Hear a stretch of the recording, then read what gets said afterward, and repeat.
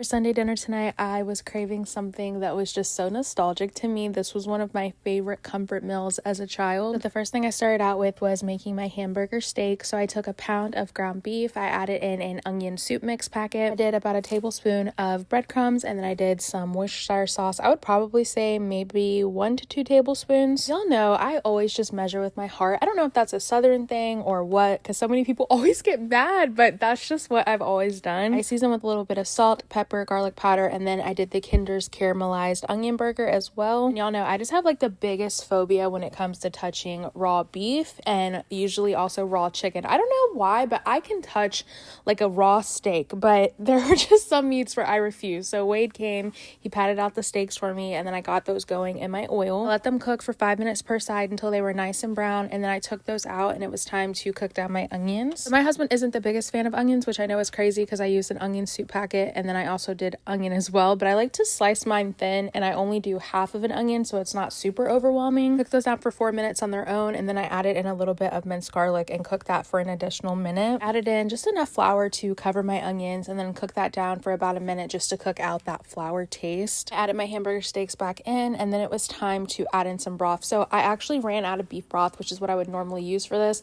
so instead I just took some of my homemade chicken broth, threw that right in, and I'd probably say I did about 1.5 cups of that broth. Added in a few more splashes of Worcestershire sauce, and then I also did some more of that Kinder seasoning, and then reduced my heat from medium to medium low and put my lid on.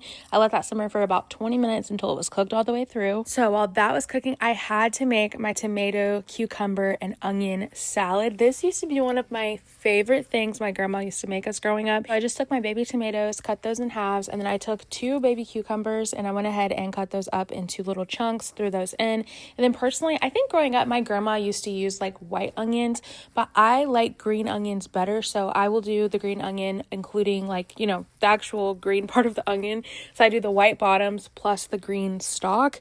Put those right in. I think I did about 3 of those. All you have to do is go in with some Italian dressing. You do a little bit of salt and pepper, mix that all up, and y'all, this, I'm telling you, I could eat this every single day.